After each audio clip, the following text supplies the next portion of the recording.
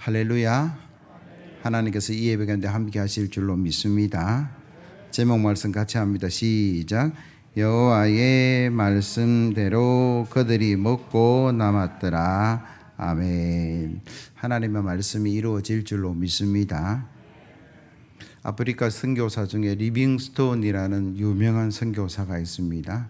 저분인데 평생을 또 아프리카 선교를 위해서 선교한 그 선교 역사의 책에 보면 그가 초누비라는 곳에 전도를 했는데 아프리카 부족들이 살아가는 뭐 그런 마을입니다. 그런데 놀랍게도 추장이 예수님을 믿게 되고 모든 부족이 하루아침에 예수 믿는 걸로 자기들의 신을 버리고 복음을 받아들인 걸로 유명해요. 아프리카 그러면 지금도 뭐 가난한 나라, 특별히 가뭄이 들고 어려움이 있는 나라들이 참 많은데 이 초누비라는 곳도 늘 환경의 열악함이 있었대요. 그때 리빙스톤이 전도할 때도 가뭄이 들어서 늘 고통을 당했는데 몇 년의 가뭄이 겹치고 겹쳐서 이제는 도저히 먹을 물도 없을 정도의 위기가 왔을 때 추장이 리빙스톤을 찾아와서 이렇게 이야기합니다. 하나님께 기도해서 하나님의 기적을 보여주셔서 비가 내릴 수 있도록 해달라라는 부탁을 받고 리빙스톤이 기도하죠.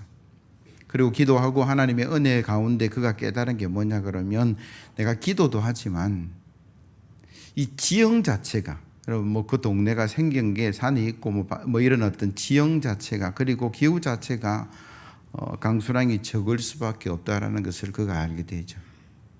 그리고 나서 추장에 가서 뭐라고 얘기하냐 그러면 아예 마을을 옮깁시다. 처음에는 뭐 전혀 말이 안 통했는데 나중에는 설득되어서 65km 떨어진 콜로뱅그 강 주변으로 이주를 전체 부족이 하게 되고 거기에서 뚝을 샀고 수로를 만들고 농사를 짓는데 이 비와 물 때문에 전혀 문제 없었다라는 선교의 역사를 우리가 보면서 우리가 참 그리스도인들이 살아가면서 기도하는 삶을 살아야 되죠. 그래서 기적을 경험하는 게 분명히 있어야 되는데 그리고 노력은 안 해도 되냐 뭐 이런 것도 아니다라는 거죠. 그래서 우리가 그리스도인으로 이 땅에 살아가면서 어디까지 노력하고 어디까지 기도해야 되느냐라는 이 기도와 노력의 상관관계를 우리가 한번 좀 생각을 해봐야 되는데 예수만 믿는 사람들 중에서도 수십 년 예수 믿고 중직자로 살아가는 분들 중에도 생각들이 믿음들이 수준들이 다 달라요. 코로나19 팬데믹 속에 기도하면 됩니다. 무슨 마스크를 끼고 방역을 합니까? 전혀 상관없습니다. 이렇게 극단적으로 말하는 사람들이 있어요. 그래서 뭐 코로나 방역하고 전혀 상관없이 신천지처럼 모여서 예배드리고 어떤 무리들은 또 뭐 이런저런 이야기도 하기도 하고 아닙니다. 예수 믿으면서도 방역 철저하게 해야죠. 마스크 써야 되죠. 예배 인원 줄이라 그러면 10% 드리라면 10%만 드려야 되는데 왜 더 드리냐고. 물론 양극단의 예를 듭니다만 어느 게 맞느냐 라는 어떤 어려움들이 우리 속에 뭐 코로나 예를 들어서 우리가 이야기하지만 모든 삶도 마찬가지. 공부하는 학생이 기도만 하면 됩니다. 무슨 공부를 해요.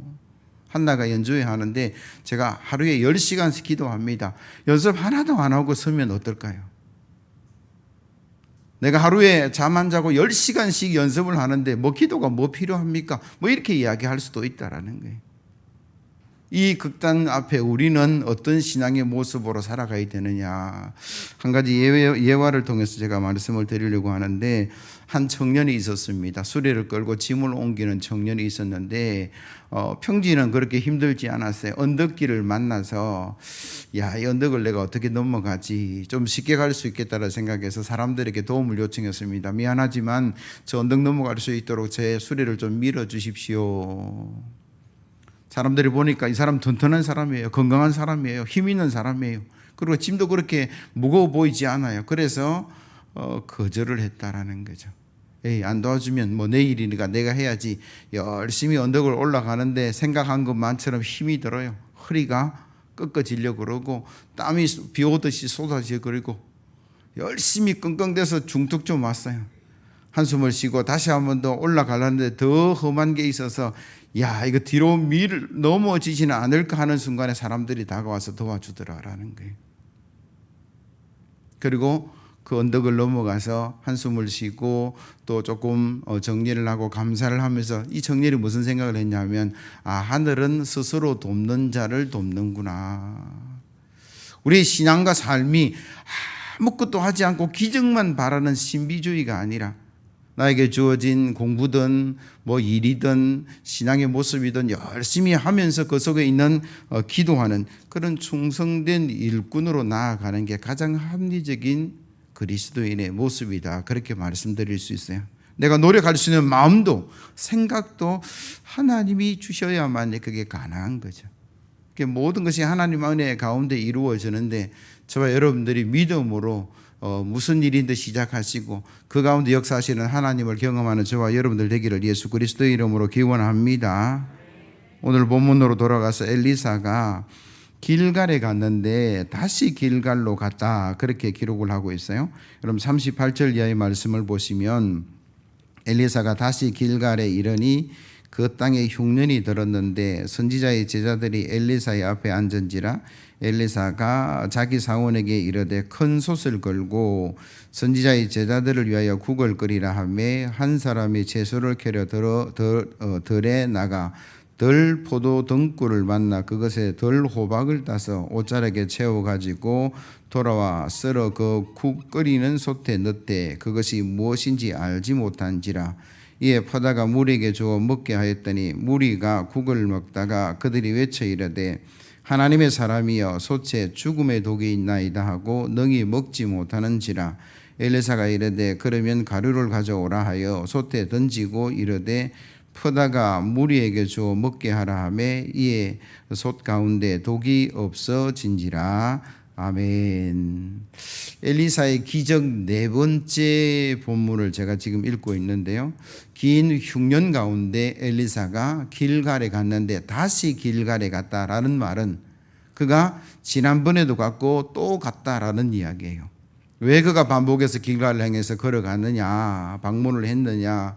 그 길갈에 위치한 선지학교의 제자들이 흉년 때문에 먹을 것이 없어서 어려움을 당하고 고난을 당하고 있는 것을 그가 알고 있어요. 그래서 그들의 뭔가 먹을 것을 제공해서 배불리 먹고 기도도 하고 하나님의 뜻을 이루기 위한 그 과정 속에 그가 나아갔다라는 거죠. 그리고 그는 뭐라고 이야기합니까? 사원에게 큰 솥을 걸어라. 믿음의 선포, 그렇게 볼 수 있고, 그 큰 그릇에 물을 붓고 국을 끓이는데 어떤 사람이 덜에 가서 덜 호박이라고 표현하는 그 열매를 따 가지고 와서 썰어서 넣어서 끓이는데 그걸 먹다가 독이 들어있다라고 이야기를 하죠. 제가 성서학자들이 하는 책들을 찾아보니까 클로신티다스라는 식물로 그들은 추정을 하고 있어요. 외과에 속하고 둥글고 한갈색을 띤 오렌지만한 열매가 열리는 것인데 되게 쓰다라고 이야기해요.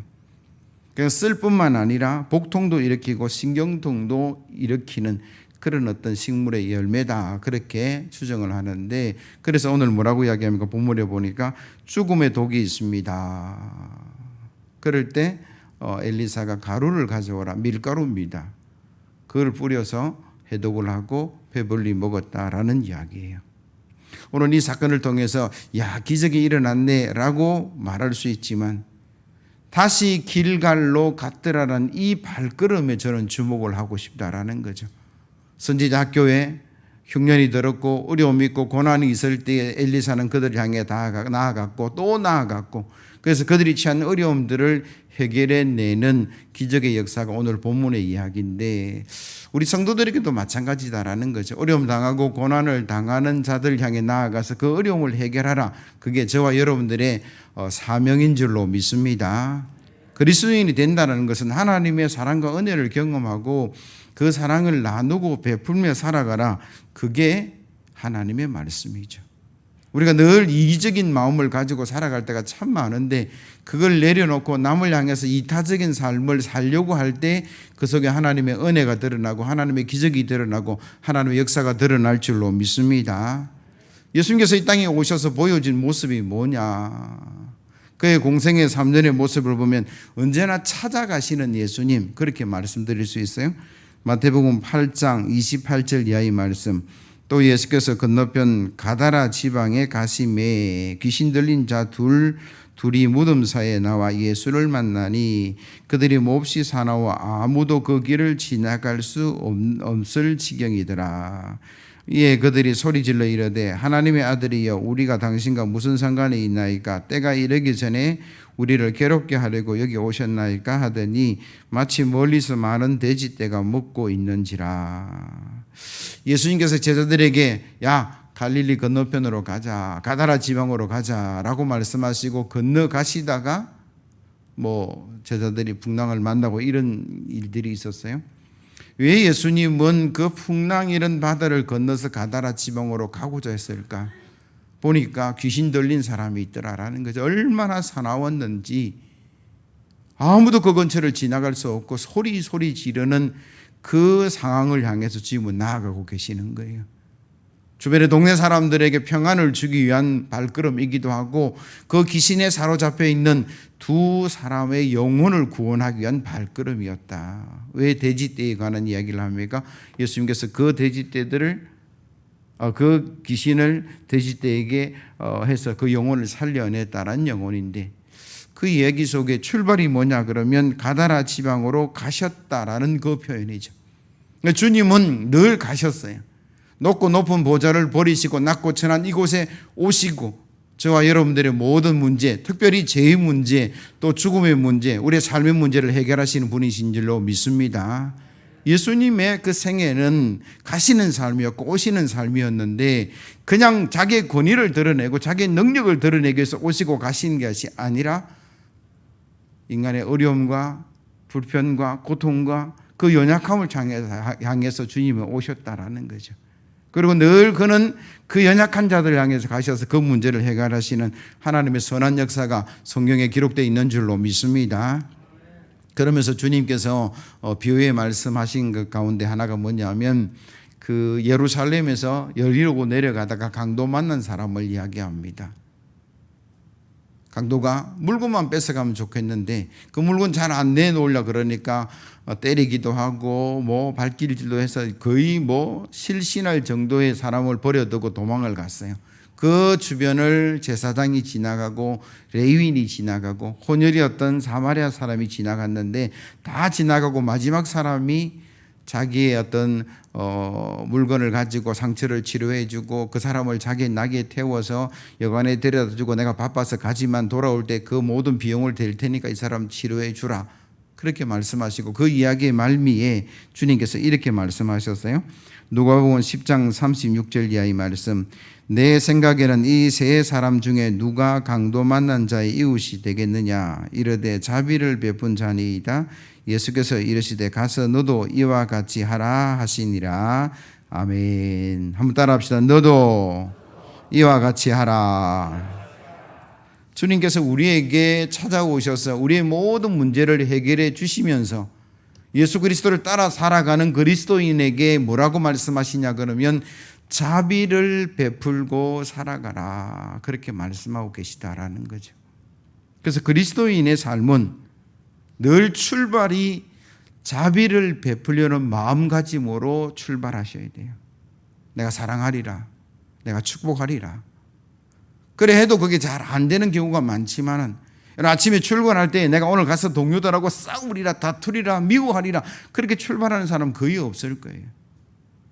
쉽지는 않지만 우리는 마음 먹을 때 그리스도인이기에 내가 선한 일을 감당하고 자비를 베풀고 하나님의 그 은혜와 능력을 드러내는 삶을 내가 살아가리라 그렇게 마음 먹고 나아갈 때에 그곳에 하나님의 기적과 은혜가 드러날 줄로 믿습니다.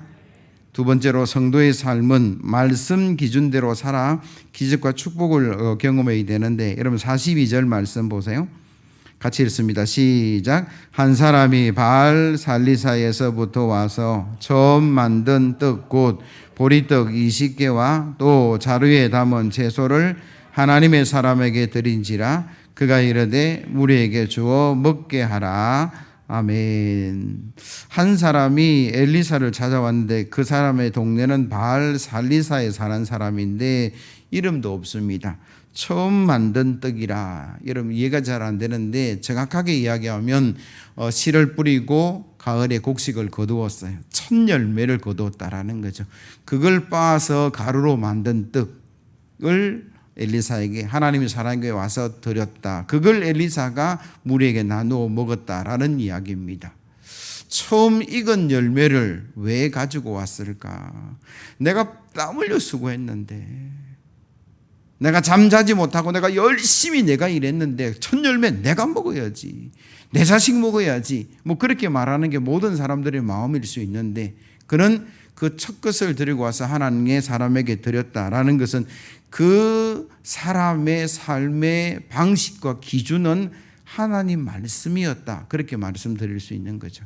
그리고 레위기 23장 9절 이하의 말씀에 보면 여호와께서 모세에게 말씀하여 이르시되 이스라엘 자손에게 말하여 이르라. 너희는 내가 너희에게 주는 땅에 들어가서 너희의 곡식을 거둘 때에 너희의 곡식의 첫 이삭 한 단을 제사장에게로 가져갈 것이요 제사장은 너희를 위하여 그 단을 여호와 앞에 기쁘게 받으심이 되도록 흔들되 안식일 이틀날에 흔들 것이며. 신명기 18장 1절 이하의 말씀도요. 레위 사람 제사장과 레위의 온 지파는 이스라엘 중에 분깃도 없고 기업도 없는지라 그들이 여호와의 화제물과 그 기업을 먹을 것이라. 3절 제사장이 백성에게서 받은 몫은 이러하니 그 드리는 제물의 소나 양이나 그 앞다리와 두 볼과 위라 이것을 제사장에게 줄 것이요 또 내가 처음 거둔 곡식과 포도주와 기름과 내가 처음 깎은 양털을 내가 그들에게 줄 것이니. 그러니까 레위기 23장의 말씀, 신명기 18장의 말씀이 뭐냐 그러면 이스라엘이 이제 하나님의 백성이 되고 출애굽에서 노예 삶을 정리하고 가나안 땅 짝각 우리하는 땅에 들어가서 살아갈 때에 그들이 열심히 농사짓고 수고해서 그 첫 것은 하나님께 드리는 것인데 하나님을 섬기는 자들의 기업으로 주게 하셨다라는 것이 하나님의 명령이죠. 그래서 그가 가져온 거예요. 내가 원하든 원치 않든 하나님께서 그렇게 말씀하시니 제가 그것을 하나님께 드리겠습니다. 이게 성도들의 삶의 기준이 되고 성도들의 삶의 방식이 되어야 된다라는 거죠. 하나님 말씀에 더하지도 빼지도 않는 그 하나님 말씀을 그대로 지켜나가는 것에 하나님의 은혜가 있고 축복이 있고 기적이 있는 줄로 믿습니다. 우리가 그 말씀을 지키려고 애를 쓰셔야 돼요. 내 생각 내 마음대로 하는 것이 아니라 하나님 말씀하시면 그 말씀에 순종하려고 애쓰고 노력하고 수고할 때 그 속에 하나님의 역사가 일어나고 그 속에 하나님의 기적이 드러난다라는 게 성경의 말씀인데, 미국 가면 스탠다드 오일이라는 기름 회사가 있습니다. 그렇게 크지 않는 회사였어요, 처음에는. 그런데 갑자기 그 회사가 세계적인 기업이 됐는데 그 중력 중에 한 사람이 하나님을 정말 잘 섬기는 사람이 있었어요. 어리석은 만큼 하나님 말씀하시는 그대로를 받아들이는 그런 사람이었어요. 그가 출애굽기 2장을 읽다가 모세가 이제는 더 이상 숨길 수 없어서 그 어머니가 그 모세를 강물로 띄어보내는데 성경을 읽다 보니까 모세의 어머니가 역청을 그 바구니에 바르다라는 장면을 읽게 되고, 역청은요 기름이 굳어서 된 거예요. 저곳에 분명히 원유가 있겠다라는 확신이 들었어요. 그래서 회사를 설득하고 중진들을 설득해서 거기에 전문가를 파송을 했는데 그 지역을 추정해서 보니까 기름이 있는 거예요. 그래서 이집트하고 독점 계약을 맺고 그때부터 스탠다드 오일이라는 회사가 엄청난 부를 소유하게 됐는데 그 시작이 뭐냐? 한 사람이에요. 하나님 말씀을 있는 그대로 더하지도 빼지도 않고 그대로 믿고 나아갔던 그 사람에 의해서 그는 부해졌을 뿐만 아니라 그 회사가 크게 되었다라는 이야기죠. 하루는 어떤 청년이 무디라는 목사님을 찾아와서, 목사님은 어떻게 그렇게 큰 기도의 역사를 이루고 기적의 역사를 이룹니까? 목사님 보는 성경 한번 보여주세요. 보여주었어요. 아니나 다를까 성경 구절 구절마다 다 줄이 꺼져 있고 어떤 데는 동그라미가 쳐져 있고 어떤 데는 별표가 쳐져 있고 야, 무디 목사님이 하나님 말씀을 참 열심히 읽고 묵상했구나. 그런데 성경을 넘기다 보니까 T.P 이렇게 적혀 있는 부분이 몇 가지 있더라는 거예요. 목사님 성경책에 T.P라고 적힌 게 이게 무슨 뜻입니까? 라고 이야기하니까 실험해 보니까 증명되었습니다 라는 약자입니다. 테스트 앤 프루브라는 약자죠. TP라는 말이에요. 하나님 말씀을 내가 읽었는데 이 말씀이 그대로 이루어지는가 아닌가, 하나님께서 기적을 베푸셨는데, 하나님께서 치료해 주셨는데, 하나님께서 역사하셨는데, 하나님께서 적군을 막아주셨는데, 그게 온통 성경의 이야기잖아요. 내 삶에도 그게 가능할까 테스트를 해보니까 증명되더라. 그래서 T.P를 적는 거예요.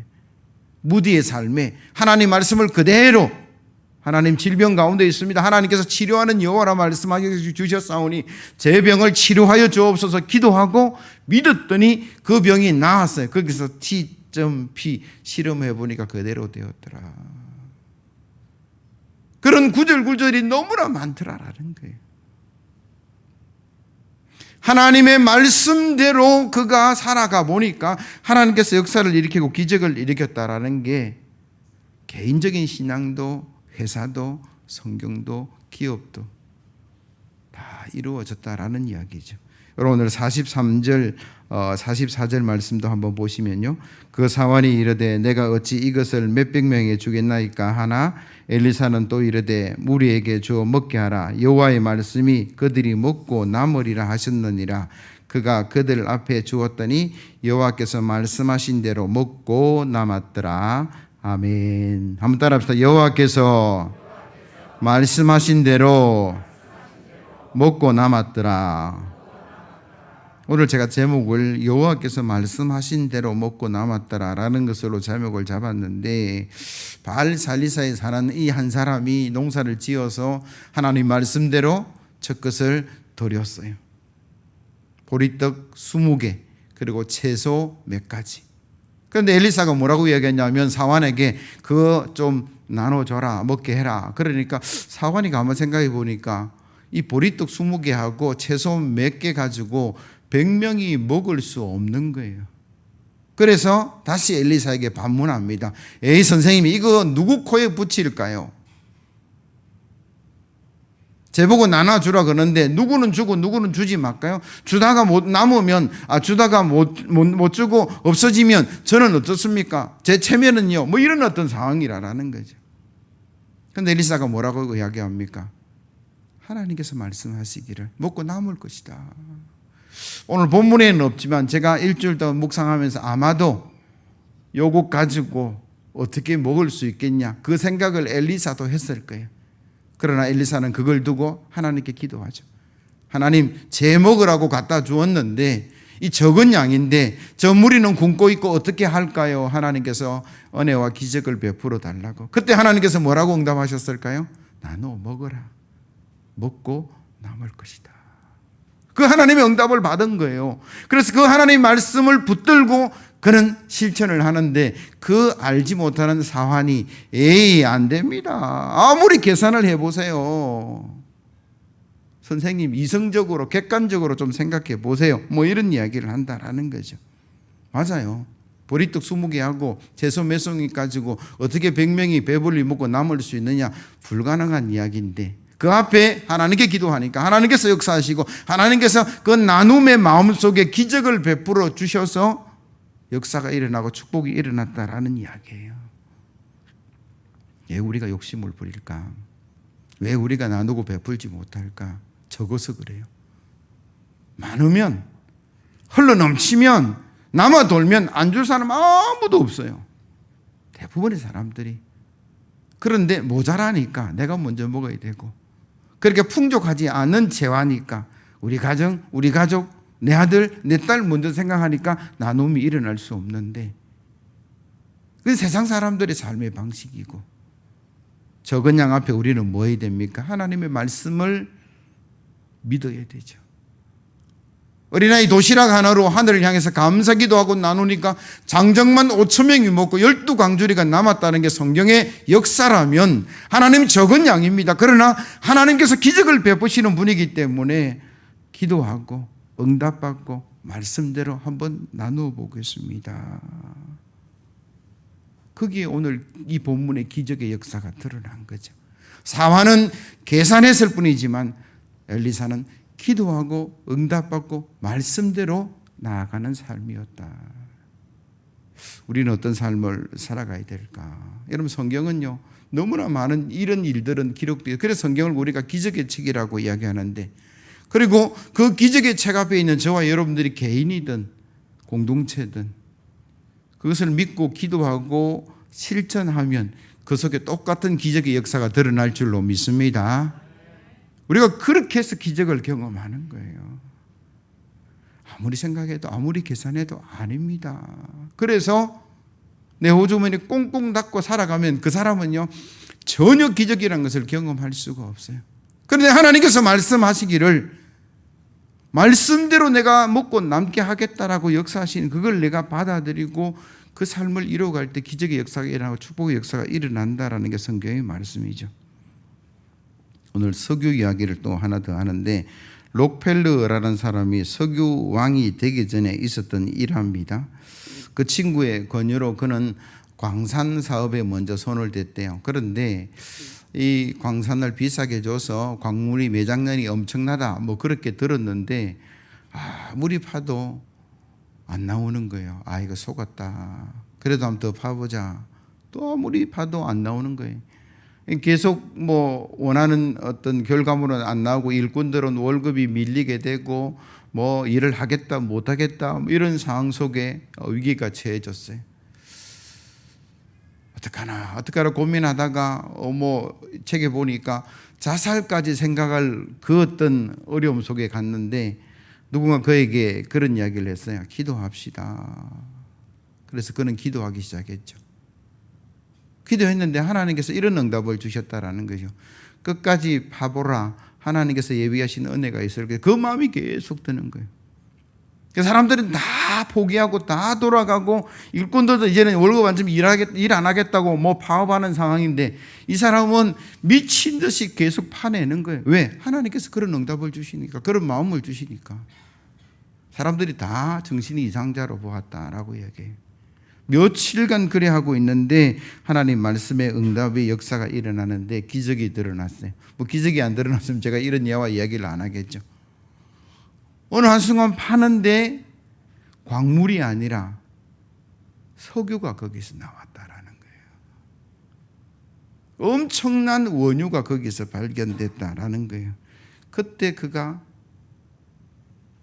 석유 왕이라고 불릴 정도의 석유 사업을 시작하게 된 계기가 됐어요. 우리가 기도하고 하나님 말씀하신 대로 순종하고 나아가면 이런 축복의 역사는 우리에게도 있는 줄로 믿습니다. 우리가 안 해요. 하나님 말씀을 듣지만, 오늘도 하나님 말씀을 듣고 뒤돌아서 세상의 일주일의 삶을 살아가지만 그 일주일의 삶의 현장 속에 사람을 만나고 일을 만나고 위기를 만날 때에 저와 여러분들이 하나님 말씀을 붙드시기를 예수 그리스도의 이름으로 기원합니다.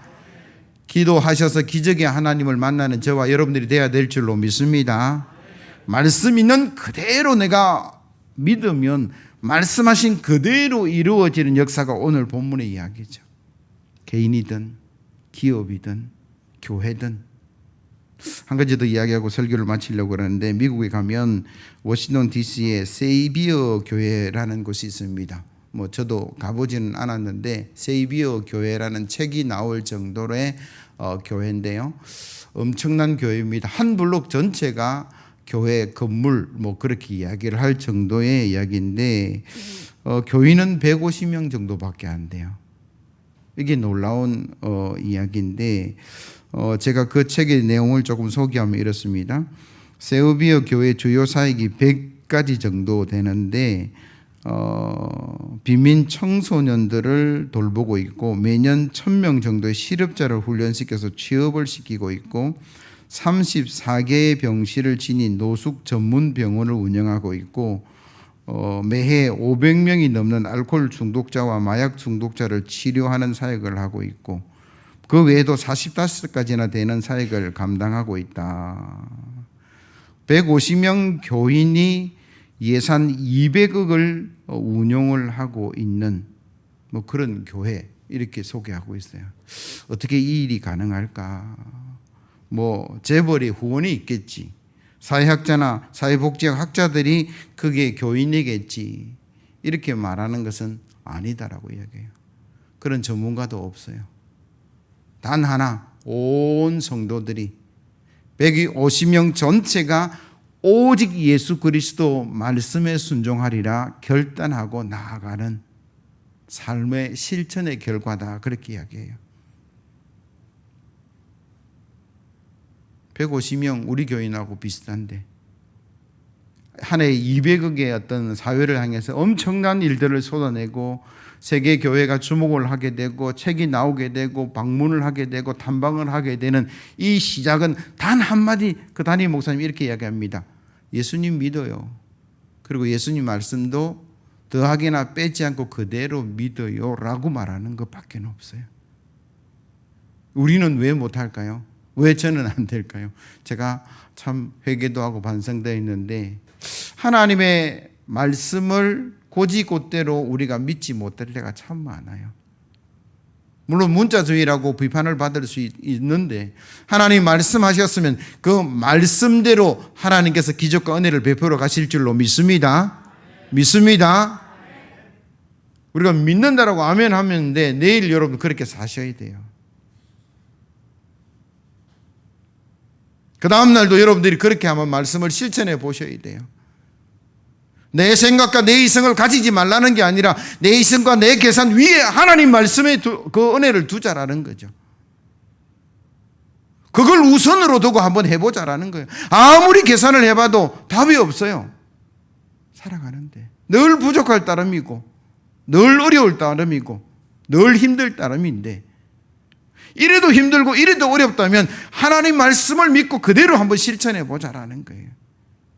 그래서 그 가운데 기적이 일어나고 역사가 일어난다면 저와 여러분들은 기적의 사람이 되고 역사의 사람이 될 줄로 믿습니다. 오늘 성경이 우리에게 뭔 이야기를 하냐 그러면 하나님 말씀대로 이루어진다라고 외쳤던 그 엘리사의 입술을 통해서 우리에게 뭐라고 이야기하냐면 우리도 사환의 믿음이 아니라 엘리사의 믿음으로 나아가 보자라는 거예요. 어렵다, 힘들다, 고달프다. 그런 상황은 똑같은데 어떤 사람은 기적을 경험하고 어떤 사람은 늘 불평하고 살아갈 수밖에 없는 것은 하나 차이야.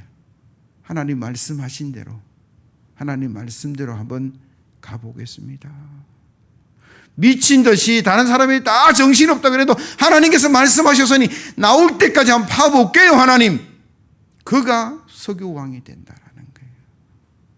그가 대기업을 이루고 그가 지금도 엄청난 록펠러를 좋아하는 사람도 있고 싫어하는 사람도 있고 비판하는 사람도 많지만요. 미국 가보시면 그 록펠러 가가 있어요. 거리 자체가 있어요.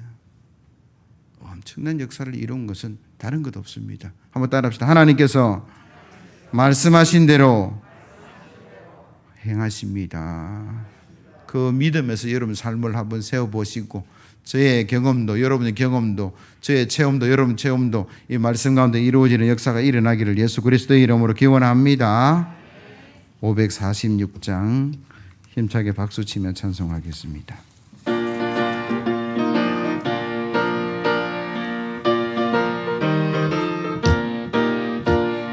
주님 약속하신 말씀 위에서